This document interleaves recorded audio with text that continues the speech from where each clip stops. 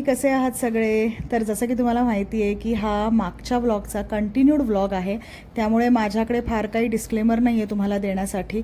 आमच्या चकली आणि शंकरपाळ्याच्या orders pack करून तयार झालेले आहेत, पण तरीसुद्धा मी आणि आई अजून चकली आणि शंकरपाळ्या बनवतोय, कारण ऑफकोर्स आम्हाला पण खायच्यात त्या.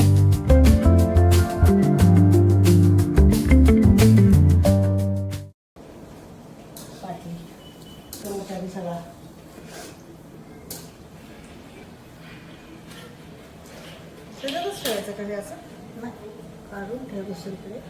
ते चकल्या पण आम्हीतला भरून ठेवायला सांगायचं ना, पसंत करून हो ना. या चकल्या आहेत ना, भरून ठेवा आपण पॅकेटमध्ये. भरून आणले ना मी. हे बघ, फक्त पाणी उकळायचं, त्यात थोडं मीठ टाकायचं, मीठ कमी पडतं. आणि पाणी उकळलं ना, काय काय चकली आणि शंकरपाळीचा एकत्र फोटो काढ. तर काढणार आहे मी उद्या सकाळी. आता नाही काढणार आहे, सगळं माझ्या डोक्यात आहे. नाही, तुझ्या निहारिकासाठी दाखवायला. ओके, व्हिडिओ काढायला मी विसरेन. व्हिडिओ नाही, फोटो. व्हिडिओ फोटो मी ते विसरेन पीठ काढायला. आहे ना चकलीचं, ते घेऊन जा तुम्ही. आम्हाला हातात देऊ का एकेकाला जाऊन? इतकं हे करायची गरज नाही. फक्त स्टेपल तुम्हाला टेकती. हो, करते ना. चालेल गोष्ट. बाय द वे, मी या व्लॉगमध्ये 3 दिवस कॉम्पाईल केलेले आहेत. माहेरी गेलं की तिकडचा प्रत्येक क्षण आपण इतका भरभरून जगत असतो की त्यामध्ये हे सगळं व्लॉगिंग वगैरे सगळं विसरायला होतं. आणि तसंच काहीसं माझ्याही बाबतीत झालं. मी, आई आणि अमित, आम्ही तिघांनी इतका छान टाईम स्पेंड केला आहे. म्हणजे रात्री पण बराच वेळ आम्ही तिघे गप्पा मारत बसलो होतो. आणि असं वाटतं काय काय शूट करू आणि काय काय तुम्हाला दाखवू. बऱ्याच गोष्टी असतात शूट करायला. तर हा आहे दुसरा दिवस आणि आईने मस्तपैकी मटण बनवलेलं आहे आणि भाकरी बनवलेली आहे बाजरीची त्यासोबत. आणि थोड्याच वेळात मी आणि अमित निघणार आहोत खारघरला जाण्यासाठी. आणि आईला मला ह्या डब्यांमध्ये बरंच काय काय भरून द्यायचं आहे, त्यामुळे हे डबे स्वच्छ धुवून तिने वाळायला ठेवलेले आहेत. तर मस्तपैकी डिनर केल्यानंतर मी आणि आम्ही जवळजवळ 10 वाजता खारघरला जायला निघालो, ट्रॅफिक अवॉइड करण्यासाठी. आणि ऑन द वे मला माझ्या स्टुडंटलाही भेटायचं होतं, कारण चकली आणि शंकरपाळ्यांची ऑर्डर त्याचीच होती. माझ्या स्टुडंटचं नाव आहे शौर्य आणि तो माझा अतिशय लाडाचा स्टुडंट आहे, जुना स्टुडंट आहे फार. आणि मला भेटल्या ना त्याने मला घट्ट मिठी मारली आणि तो काहीतरी मला बोलला, ते तुम्ही पण ऐकावं असं मला वाटतं. Whatever even happens to her, she is the boss of senior KG. You should not say that again. Look here. She will take it seriously. Lovely boy. Lovely boy.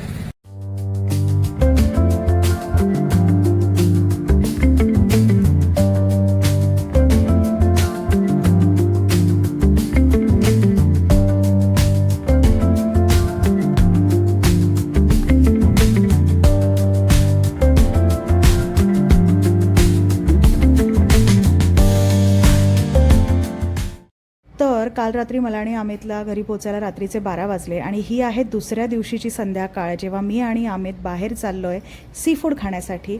आम्ही दोघे प्रचंड प्रमाणात मासेप्रेमी आहोत आणि आम्हाला दोघांना फिश थाळी खायची खूप इच्छा झाली होती. त्यामुळे आम्ही ताबडतोब सी फूड खाण्यासाठी घरातनं बाहेर पडलो. आता संध्याकाळचे 7 वाजलेत आणि अमितने गुगलवरनं बरेच खारघरमधले सी फूड रेस्टॉरंट्स शॉर्टलिस्ट करून ठेवले होते आणि त्यातलं एक रेस्टॉरंट आम्ही सिलेक्ट केलं होतं, कोकण करी. गरमी इतकी वाढलेली आहे ना, खरंच खूप जास्त उष्णता आहे वातावरणात, त्यामुळे ना गाडीत बसल्या बसल्या AC लावासा वाटतो लगेचच. तर आम्ही कोकण करीमध्ये जाणार होतो, डोक्यात तेच ठेवून आम्ही घरातनं निघालो होतो. पण त्याआधी आम्हाला गाडीत पेट्रोल भरायचं होतं आणि पेट्रोल भरून झाल्यानंतर आम्हाला वाटेतच एक रेस्टॉरंट लागलं आणि ते रेस्टॉरंट नवीनच ओपन झालं होतं आणि त्याचं नाव आहे पंगत. आणि ते रेस्टॉरंट बघून मी आणि अमित इतके खुश झालो.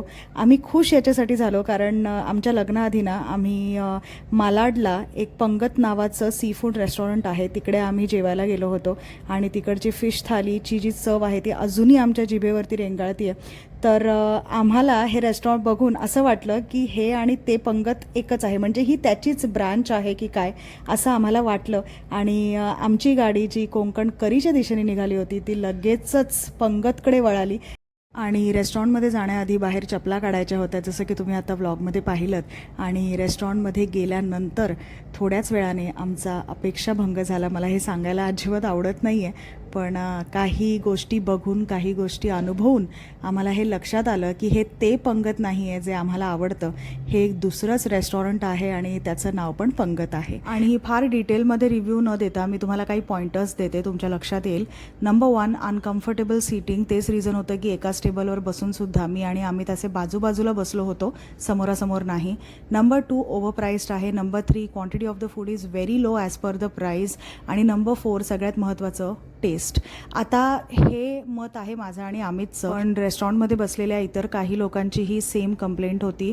बट नेव्हर माइंड, तुमचं मत वेगळं असू शकतं, कदाचित तुम्हाला टेस्ट आवडू शकते, त्यामुळे तुम्ही स्वतः येऊन एक्सपिरियन्स करा. तर जसं मी तुम्हाला सांगितलं होतं की मी आणि अमित फक्त जेवायला बाहेर पडलो होतो, आमचं दुसरं काहीही काम नव्हतं बाहेर. तर जेमतेम 2 तासांमध्ये आम्ही घरी पोहोचलो. घरी जाऊन आम्ही झोपलो आणि त्यानंतर मी सरळ दुसऱ्या दिवशी व्लॉगिंग कंटिन्यू केलेलं आहे.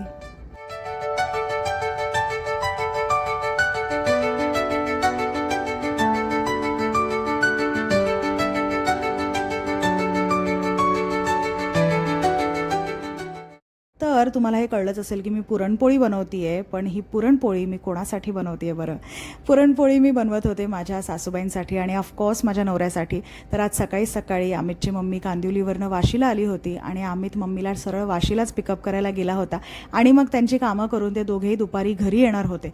तर ते दोघे घरी येईपर्यंत मी पट्टापट पुरणपोळ्या केल्या आणि त्याचसोबत मी वालाची खिचडीसुद्धा केली.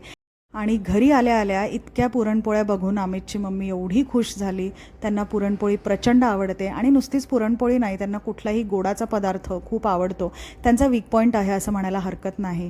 तर मी पटापट पापड तळले आणि मम्मीने आवडीने पुरणपोळ्या खाल्ल्या पोटभर आणि मी त्याचबरोबर त्यांना पॅक करूनसुद्धा दिल्या कांदिवलीला. आणि त्यानंतर आम्ही तिघांनी मस्तपैकी लंच केला. अमितची मम्मी कांदिवलीला असते, पण तरी ते अधूनमधून इथे येत असतात आणि जेव्हा ते इथे येतात तेव्हा आम्ही तिघे खूप छान वेळ घालवतो एकमेकांबरोबर आणि आमचा गप्पांचा कार्यक्रम खूप रंगतो. आणि तसंच आज झालं आणि त्या सगळ्यामध्ये माझं व्लॉगिंग करायचं राहून गेलं. आमच्या गप्पा संपेपर्यंत संध्याकाळ उजाडली. त्यानंतर आम्ही मस्त चहा घेतला आणि 7:30 वाजता अमित आणि मम्मी कांदिवलीला जायला निघाले दोघं.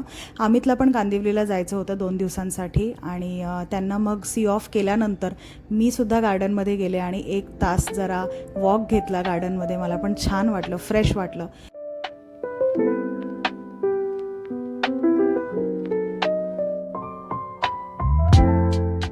तर असा होता हा 3 दिवसांचा compiled vlog and I hope तुम्हाला हा व्लॉग आवडला असेल. आणि तुम्हाला जर वाटत असेल ना की मी माझ्या व्लॉगिंगमध्ये काही चेंजेस करावे, काही इम्प्रूव्हमेंट करावी, तर प्लीज मला कॉमेंट करून सांगा, because there is always a scope of improvement guys.